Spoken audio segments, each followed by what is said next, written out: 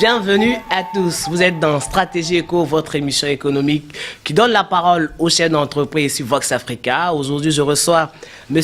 Nguessan Vincent, qui est le PDG de Cypromed Assistance. On va parler aujourd'hui de tout ce qui est appui médical et de la couverture maladie. Bonjour, M. Vincent. Bonjour, Alain. Bienvenue sur le plateau de Stratégie Éco. Merci, cher ami. Très ravi de t'avoir sur ce plateau. Oui. Alors, comment se porte aujourd'hui le secteur de la couverture maladie et tout ce qui est autour au niveau de la Côte d'Ivoire et même en Afrique? Oui, aujourd'hui, d'abord, merci beaucoup, Alain, pour l'opportunité que tu me donnes d'être à Paris, à votre station de télévision, Vox Africa. Tout le plaisir pour nous. Pour parler de Cypromed. Revenant à ta question, faut dire que le secteur se porte bien, parce que nous avons un président dynamique qui est là, qui a fait du secteur de la santé aujourd'hui il a mis assez de budget dans la santé. Donc, ce qui fait qu'il a créé des pôles sanitaires dans toutes les grandes régions de la Côte d'Ivoire. En ce moment-là, tout se passe bien. D'accord, merci. On va revenir tout à l'heure au projet, aux innovations, tout ce que le président de la République ivoirienne, le président Alassane Ouattara, a dû faire au niveau de la Côte d'Ivoire dans ce secteur-là. Alors moi, l'autre question, c'est comment est-ce qu'a débuté le projet Cypromed? Oui, Cypromed est une entreprise citoyenne parce que nous sommes nés en pleine crise. Nous sommes nés en 2006, au moment où les entreprises fermaient. C'est en ce moment-là que nous sommes nés. Donc, ça a débuté vraiment dans la crise. On rappelle que l'entreprise est située en Côte d'Ivoire. En Côte d'Ivoire, le siège social se trouve au plateau, à Abidjan, en Côte d'Ivoire. Donc, elle est née en pleine crise en 2006. D'accord. Alors, naissance de l'entreprise. Aujourd'hui, l'entreprise a fait son petit bonhomme de chemin de 2006-2007 à aujourd'hui.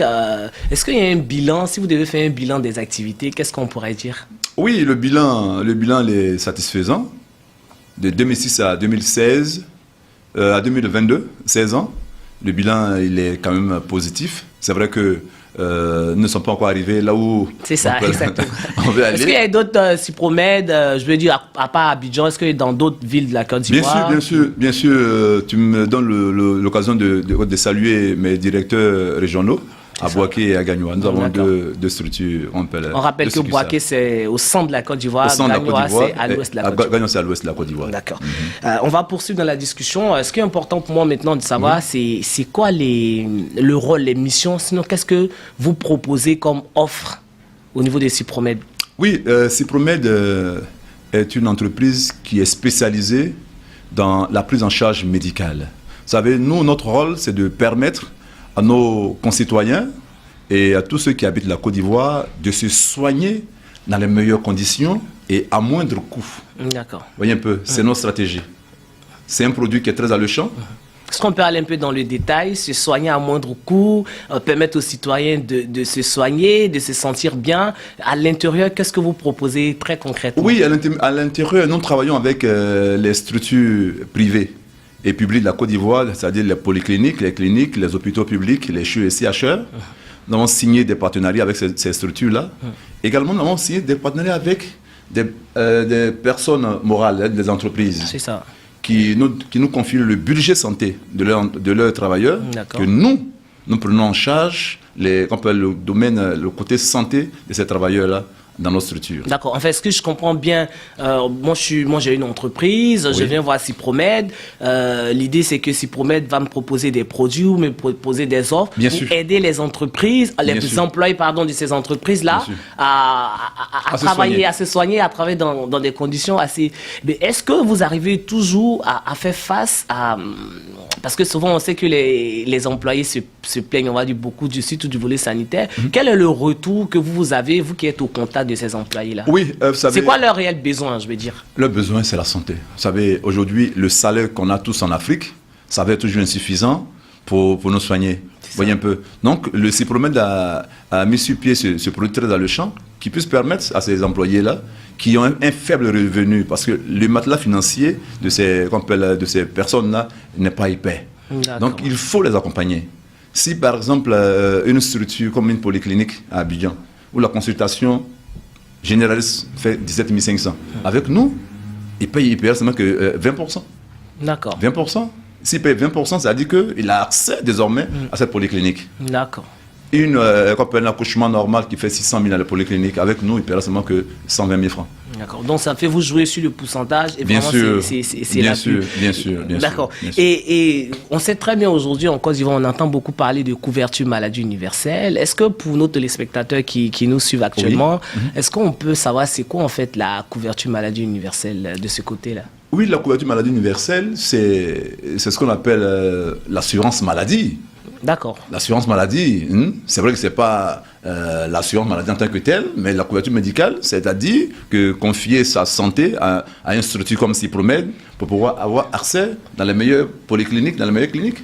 C'est tout le sens de la couverture maladie universelle. Et on sait que vous travaillez beaucoup avec l'État. Qu'est-ce que vous dites à l'État? Parce que vous prenez, on va dire, les besoins des employés. Aujourd'hui, qu'est-ce que vous dites à l'État? C'est quoi? Il faut changer des stratégies, il faut aller vers cette stratégie-là. Est-ce qu'il faut dynamiser ces secteurs? Parce qu'on sait peut-être qu'il n'y a pas forcément de loi qui contraignent les employés ou les travailleurs à forcément assurer les employés. Vous, à votre niveau, comment est-ce que vous sensibilisez l'État? Oui, mais Alain, tu l'as dit, c'est à l'État de poser les bases. Voyez un peu, aujourd'hui, l'assurance automobile, une obligation en Côte d'Ivoire. C'est ça. Mais l'assurance maladie n'est pas une obligation. Est-ce qu'il y a une raison à cela? Oui, mais bon, j'accuse l'État. Voyez un peu, aujourd'hui, il y a des entreprises françaises, turques, chinoises qui s'installent en Côte d'Ivoire. Mais en Turquie, l'assurance maladie en tant que telle n'existe pas. Donc, quand ils viennent chez nous assurer une personne, un travailleur, au plan médical, ils trouvent ça absurde. Donc, ils ne voient pas l'importance. Ils se disent que, à la base, l'élément est déjà assuré. Ce n'est pas à lui d'assurer cette personne. D'accord. Pour eux, l'assurance, elle doit exister déjà. Obligatoire. Mais en Côte d'Ivoire, elle n'est pas obligatoire. Non, nous, en tant que structure privée, nous sommes obligés de travailler avec l'État en synergie pour que l'État puisse nous accompagner dans ce sens-là. Vous voyez un peu, aujourd'hui, en dehors, peut-être qu'on va arriver, en dehors de l'assurance maladie, nous développons autre chose. C'est ça. On va en parler tout à l'heure. Autre chose. Ok, merci. Alors, comme on a déjà les pieds dans le plat, on sait que vous travaillez aussi au niveau de l'équipement médical. Quels sont les équipements que vous apportez aux structures? Déjà, en Côte d'Ivoire, est-ce que les structures aujourd'hui sont d'un haut standard, je veux dire? Oui, les structures aujourd'hui sont quand même équipées. Vous voyez un peu? Sont quand même équipées, mais c'est en cela, nous-mêmes, Cypromède, on a développé aussi, nous sommes en train d'installer à la 7e tranche à Abidjan, une unité d'imagerie médicale pour faire les IRM, les scanners, les mammographies, échographies et autres, pour pouvoir soigner à moindre coût au prix du social. C'est-à-dire vous créez vous-même votre propre structure de soins? Bien sûr. D'accord. Voyez un peu, aujourd'hui, les pays de l'Hexagone ont développé le tourisme médical. Ils font partir les malades chez eux. Non seulement l'État forme nos professeurs en médecine chaque année, mais les malades sont partis. Mais ça n'arrange pas l'État, ça n'arrange pas l'économie de la Côte d'Ivoire. C'est ça. Donc, qu'est-ce qu'il faut faire? Il faut créer ces structures qui sont au Maroc, en France, en Turquie et autres. Il faut mettre sur pied ces mêmes structures. Et ces structures-là, à l'intérieur, qu'est-ce qu'on peut avoir? Oui, les équipements de dernière génération. C'est ça. Ces équipements sont aujourd'hui, on a quand même des laboratoires d'analyse biologique qui sont très bien équipés. Je ne citerai pas de nom ici, mais qui sont très bien équipés. Aujourd'hui, tous les CHU de Côte d'Ivoire sont équipés des appareils de dernière génération. Vous savez, on a un ministre de la Santé technocrate qui pense, qui met vraiment du sérieux. Le nom du ministre? Oui, le ministre Pierre Demba. D'accord. Pierre Demba qui est un stratège, qui bosse très très très dur et aujourd'hui qui a créé des pôles sanitaires un peu partout en Côte d'Ivoire. Vous voyez, vous allez aujourd'hui au centre, au nord, à l'ouest, à l'est, au sud, on a des CHR bien équipés. Aujourd'hui, on a des hommes bien formés pour pouvoir soigner, diagnostiquer n'importe quelle maladie. Est-ce qu'au-delà de tout ce qu'on dit, on sait souvent que le secteur de la santé est un secteur sensible, hein? On parle beaucoup de formation, on parle beaucoup d'équipement, mais est-ce que ceux qui soignent aujourd'hui, c'est quoi leur réel besoin? Oui, aujourd'hui, c'est vrai. Parce que souvent, on voit sur Internet ou sur les réseaux sociaux, on voit des CHU ou des hôpitaux, on parle de difficultés, d'équipement. Et quand moi j'entends ce discours-là, qui me rassure bien sûr, est-ce que aujourd'hui l'État fait un peu plus au niveau de ceux-là même qui apportent les soins? Oui, l'État fait beaucoup. Je suis dans le secteur, je suis vraiment bien placé pour dire que l'État fait beaucoup. Imaginez-vous, les années passées, lorsqu'on fait le recrutement pour aller dans les écoles des infirmiers, c'est 3000 personnes que l'État recrute chaque année. D'accord. Mais cette année, ça a augmenté aujourd'hui? À 8000. D'accord. À 8000. Aujourd'hui, l'État fait des renforcements des capacités.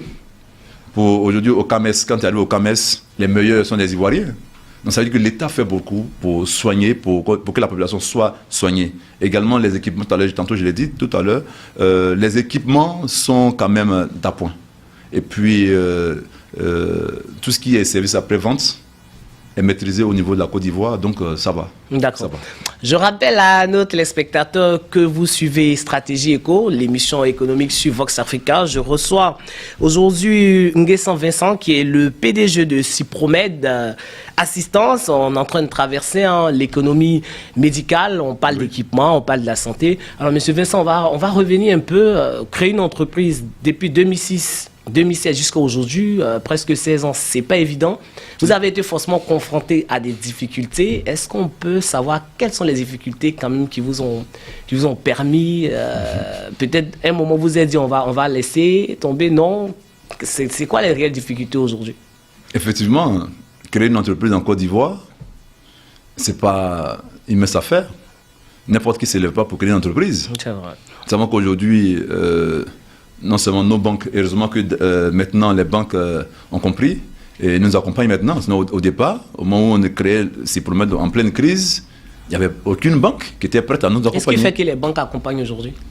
Oh, l'atmosphère politique quand même joue favorablement. Et puis, le taux du risque quand même a baissé.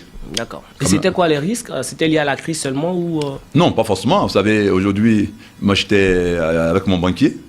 Mais quand vous regardez ceux que les banques accompagnent, mais qui ne remboursent pas les dettes, le taux est élevé. La situation est liée forcément aux entreprises elles-mêmes, pas aux banques peut-être? Oui, c'est ça, aux entreprises, mais quand même les banques quand même pourraient regarder aussi les autres entreprises qui sont quand même sérieuses pour nous accompagner. Donc, créer une entreprise en Côte d'Ivoire n'est pas chose aisée. Peut-être vous avez l'opportunité de parler aux banques? Oui, je disais directement aux différentes banques avec lesquelles je travaille. Non, je les salue d'ailleurs. Moi, ils m'accompagnent. Maintenant, ils m'accompagnent. La confiance est là, donc elle m'accompagne. Au départ, c'était difficile parce que créer une entreprise sans fonds de roulement, c'est vraiment difficile. On avait seulement que la volonté de créer l'entreprise. À part la volonté, on n'avait rien d'autre. Mais le Seigneur nous a accompagnés et nous sommes là. D'accord. Alors, on va revenir un peu sur la stratégie de Cypromed. L'entreprise a été créée en Côte d'Ivoire, elle est au cœur de la capitale économique, au plateau, à Abidjan. On a dit que Cypromed s'est développé aussi du côté du centre et du côté de l'ouest. On en parlait hors interview.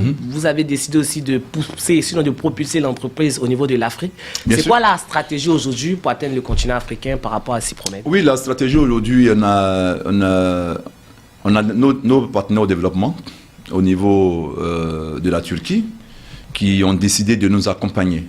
Vous savez, ils veulent émerger sur le terrain africain. Donc ils cherchent des structures fiables, et Dieu merci, nous aussi des partenariats. Donc ils veulent d'abord qu'on les représente. Vous savez aussi, là-bas, le système sanitaire est vraiment développé au niveau de la Turquie. Donc c'est eux qui veulent nous coacher, nous installer dans ces entreprises-là pour que Cypromed puisse s'étendre dans cette sous-région. À côté de ces partenaires, est-ce qu'il y a une sorte de diversification de ces partenaires ou on travaille qu'avec un seul partenaire? Avant de travailler avec des partenaires, forcément, vous regardez qu'est-ce que l'autre peut rapporter. C'est quoi les critères pour pouvoir choisir de traiter avec un partenaire? Je dis n'importe quoi, peut-être le partenaire turc, le chinois, le français. Est-ce qu'il y a des critères que Cypromed regarde? Bien sûr. D'abord, je travaille avec plusieurs partenaires. il y a plusieurs projets et avec plusieurs partenaires. Vous savez, aujourd'hui, moi, une telle structure peut me dire, une structure me dit, j'ai besoin de tel matériel. Le partenaire A peut être en rupture. Donc, il faut forcément que je me tourne vers le partenaire B. Donc, je travaille avec tout le monde. Parce que les commandes se font de plus en plus. Les commandes, c'est pas toujours, tous les jours, presque tous les jours dans les commandes. D'accord. Donc, c'est un peu ça. C'est quoi votre grande satisfaction aujourd'hui? Permettre à la population ivoirienne de se soigner dans les meilleures conditions. Je suis satisfait. On rappelle qu'il y a 27 millions selon les derniers chiffres de... 29 millions d'ailleurs. 29 millions, ah d'accord, oui, autant pour moi, il y a 29 millions selon les derniers chiffres. Oui, mais on n'est pas encore arrivé à 10%. Hein. D'accord. La population ivoirienne, celle qui est assurée, n'atteint même pas 10%. Donc on travaille dur. Vous savez, on a encore nos pratiques. Moins de 10%, c'est moins de 10%, c'est vraiment, on va dire, c'est compliqué quand même. Non, c'est très bas. Ouais. Vous savez, nous avons en Afrique nos pratiques ancestrales. Hein. Les gens... Ils refusent de se soigner, de s'assurer. Oui, non, ils refusent même d'aller à l'hôpital. Ils se disent que, bon, moi, je mets des décoctions dans mes narines et je suis guéri. Vous voyez un peu? Et j'écrase mes feuilles et puis je suis guéri. Vous voyez un peu? Donc, il faut enlever... Il faut sensibiliser. Il faut sensibiliser. Il faut sensibiliser, il faut amener nos parents à fréquenter nos centres de santé. Mais nous, généralement, ce qui revient, c'est que souvent au niveau des centres de santé, on en a parlé, hein, des problèmes d'équipement. On parle souvent aussi de tout ce qui est accueil, de la cherté de la vie. Parce que pour une personne lambda qui n'a pas forcément les moyens, aller se faire soigner, je dis n'importe quoi, pour 10 000, 15 000, 20 000, 200, 300 000, est-ce que c'est pas ça aussi un élément qui freine aussi la population à... Oh, Alain, je pense qu'aujourd'hui, tout à l'heure, j'ai parlé du président Ouattara, de son premier ministre Patrick Hachi et de son ministre de la Santé Pierre Demangou. Aujourd'hui, la politique sociale sanitaire est à portée de tous. Vous voyez un peu, d'abord pour les enfants de 0 à 5 ans, c'est gratuit. Tout ce qui est consultation. Parce que souvent on entend beaucoup c'est gratuit. Mais... Non. Je suis dans le secteur, je te dis la vérité. D'accord. C'est gratuit. Non, je ne mets pas à ce que vous dites. Oui, c'est gratuit. Aujourd'hui, le sang, la poche de sang qui était à 25 000, à 35 000 dans les cliniques polycliniques, elle est à 3 000 francs. Yeah. 3 000 francs CFA pour la poche de sang. Aujourd'hui, les médecins même savent, une erreur coûte sur le poste. Donc chacun travaille. Chacun travaille pour que l'Ivoirien, celui qui vient, au niveau de l'accueil, même au niveau du vigile, chacun joue son rôle. Pour que celui, même qui n'a pas d'argent, soit satisfait moralement. Donc je te promets que, franchement, l'État a mis un peu d'eau dans son vin, les choses se passent. L'État met les moyens aujourd'hui? Oui, l'État met les moyens. Tout à l'heure, j'ai dit que le budget au niveau de la santé est quand même acceptable. L'État met les moyens. Les hôpitaux, chaque jour que Dieu fait, le ministre de la Santé parcourt toute la Côte d'Ivoire pour les poses des premières pierres, les inaugurations des centres et autres, des CHU, des CHE. Donc l'État met les moyens. Est-ce qu'on a une idée du nombre d'hôpitaux, de CHU, de CHE Parce qu'on sait qu'au sein d'Abidjan, il y a quand même, je crois, il y a le CHU de Trècheville, le CHU de Cocody, le CHU de Langré, Abidjan, je crois, il y a 4 CHU. Il y a un 5e qui est là, dans la pierre, le CHU d'Abobo. La pierre a été posée récemment. Et puis, tout à l'heure, j'ai dit que le gouvernement a mis les pôles sanitaires dans... Peut-être revenir là-dessus pour qu'on comprenne bien c'est quoi un pôle sanitaire. Oui, c'est-à-dire les grands centres de santé. D'accord. Quand vous allez à Bouaké, il y a le CHU qui est en train d'être rénové. À Korogo, les CHE qui devient un CHU. À San Pedro, le CHE qui a été rénové, qui a la trame de San Pedro qui est au sud de la Côte d'Ivoire. Au sud de la Côte d'Ivoire. Donc c'est un peu ça. Donc aujourd'hui, avant, pour faire un scanner, il faut quitter Korogo jusqu'à Bouaké ou jusqu'à Abidjan. Aujourd'hui, on peut faire le scanner dans le nord du pays. D'accord. On peut faire le scanner partout. Ok. Alors, 16 ans dans le domaine de l'entrepreneuriat. Aujourd'hui, vous êtes, on va dire, vous êtes plus qu'aguerri. Vous êtes un érudit, je vais dire, vous permettez l'expression de l'entrepreneuriat.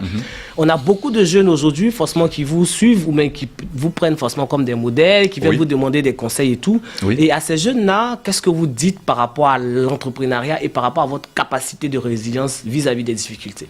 Oui, à ces jeunes-là, vous savez, Je reçois plein de jeunes chez moi en tant que stagiaire, mais il y a une seule qui ressort, c'est des paresseux. D'accord. Oui, il y a beaucoup qui sont paresseux. Ils se disent que, alors je sors de l'université, donc automatiquement il faut que j'ai une place dans un bureau climatisé pour travailler. Voyez un peu. D'accord. Ils veulent entreprendre. Malheureusement, ils n'ont pas la volonté d'entreprendre. Ils n'ont pas la volonté. C'est-à-dire chez eux, entreprendre, c'est rester dans un bureau climatisé, ça finit. Non. Non. Il faut être persévérant. C'est ça. Tout à l'heure, moi, je disais que je suis né en 2006. C'est mon année en 2006. En pleine crise. Ouais. Mais si je n'étais pas persévérant, endurant, la maîtrise de soi, il y a longtemps, j'ai abandonné. C'est parce que je me suis maîtrisé. Est-ce que la persévérance seulement suffit? Il n'y a pas d'autres éléments, d'autres valeurs? Oui, non, je suis en train de parler des éléments de base. D'accord. Sinon, sans les moyens financiers, c'est difficile. C'est difficile. On peut avoir les idées. On peut avoir les idées, mais si tu n'as pas les idées au plan financier, logistique, matériel, tu peux rien faire. Est-ce que vous avez un modèle dans le domaine de l'entrepreneuriat Bien sûr. Qui vous a fortifié, qui vous a aidé à garder le cap? Bien sûr. Je prends le PDG Diagou de NCA Assurance. C'est mon modèle au niveau de ce secteur. C'est mon modèle. Qu'est-ce qui vous inspire chez lui? Mais je peux dire qu'il est parti de rien. Pour être le PDG de NCA Assurance, NCA Banque et plusieurs entreprises. Donc c'est quelqu'un que je regardais un peu de loin. Et puis, à part lui, il y a aussi Stan Zézé, qui est aussi un modèle pour moi. Pour moi aussi. Sinon, Diagou, chez moi, il est le meilleur. D'accord. Je veux qu'on revienne un peu sur les offres. On a parlé de couverture médicale, on a parlé d'équipement. Vous avez parlé aussi de construction à l'intérieur d'Abidjan, de centres pour aider, pour faire soigner effectivement les emplois eux-mêmes. À côté de tout ça, qui sont vos clients, à part l'État, à part les entreprises? Est-ce que la personne physique, lambda, peut venir voir ces problèmes? Bien sûr. Est-ce qu'il y a des conditions? Évidemment. Évidemment. Vous savez, la personne morale et la personne physique, c'est les deux personnes sont nos clients. Les conditions, la personne s'approche de notre service commercial pour avoir les éléments, mais quand même, c'est pas... C'est quoi les éléments? Est-ce qu'on peut les citer? Pour surtout la personne physique, hein, pour les entreprises, on sait que les entreprises ont un peu de moyens, c'est ça, mais pour les personnes, forcément, qui sont des personnes physiques peut-être qui ne travaillent pas, c'est plus ça là, le sens de la question, qui ne travaillent pas. Je vais dire une personne, le jeune coiffeur qui coiffe peut-être dans son quartier, qui a envie peut-être de s'assurer. Est-ce qu'au niveau des Cypromèdes, on a pensé à la stratégie? Bien sûr. Notre stratégie aujourd'hui, vous savez, il y a les compagnies d'assurance qui se disent compagnies d'assurance. Ils trient les clients. C'est-à-dire ceux les petits employés, ils se disent non, c'est des gens qui tombent beaucoup malades, c'est des personnes qui font beaucoup d'enfants. Les entreprises sont frileuses vis-à-vis de ces types de personnes. Mais nous à Cypromèdes, vous prenez le risque. 30% de notre chiffre d'affaires, c'est le petit personnel. À Abidjan, ceux qui sont dans les déchets, tout ce qui est salubrité, tout ce qui est... Qui nettoie la ville et tout. Voilà, la ville, les vigiles et autres. 30% de ces entreprises font notre chiffre d'affaires. D'accord. C'est quoi le projet aujourd'hui de Cypromèdes? Le projet aujourd'hui de Cypromèdes, c'est d'être une compagnie d'assurance en développant le côté santé et puis maîtriser l'UMOA et après le côté CEDEAO. On rappelle que dans l'UMOA, il y a la Côte d'Ivoire, le Bénin, le Mali, 8 pays. Pourquoi viser l'UMOA d'abord? Pourquoi ne pas développer juste autour? Oui, déjà nous sommes en Côte d'Ivoire. C'est ça. Nous sommes en Côte d'Ivoire. Si nous sortons les 8 pays de l'UMOA qui sont autour? Oui, autour de la Côte d'Ivoire. Et après l'UMOA, on vise le côté CEDEAO. Le côté CEDEAO. C'est très bien. Moi, j'aime bien cette vision-là, cette façon de voir, cette stratégie de développement. Mais cette audace-là, comment est-ce qu'on arrive à la prendre, comme on dirait dans le jargon ivoirien, vous comptez sur quoi? D'accord, on compte sur le plus en haut de nous, le très haut. C'est lui seul qui nous donne la force, qui nous donne l'abnégation, qui nous permet de travailler dur pour que demain les gens puissent aussi nous faire confiance. voyez un peu, c'est parce que j'ai travaillé dur. Aujourd'hui, je suis sur un plateau à Paris de télévision Voice Africa. C'est parce que j'ai travaillé dur. Mais si je n'avais pas travaillé dur, je n'ai pas arrivé ici. C'est vrai. N'est-ce pas? Donc, il faut être audacieux pour faire les affaires. Audacieux, et il ne faut pas reculer. Faut pas reculer. Lorsque vous vous engagez, il faut forcément aller de l'avant. Donc, c'est notre credo. Notre credo de travailler dur pour avoir une place dans ce milieu-là, pour que aussi, on soit aussi respecté. Alors, question générale, comment se porte aujourd'hui l'économie ivoirienne? Oui, l'économie ivoirienne, aujourd'hui, se porte bien. Se porte bien parce que nous avons des indices qui nous permettent de savoir que l'économie va bien. Vous voyez, aujourd'hui à Abidjan, quand vous allez, tu es ivoirien, tu sais. Quand tu prends la voie à Abidjan pour aller à Beauville, mais... Dans le sud de la Côte d'Ivoire. Dans le sud de la Côte d'Ivoire, aujourd'hui, il y a des routes. Là, il y a la Y4, il y a des ponts, il y a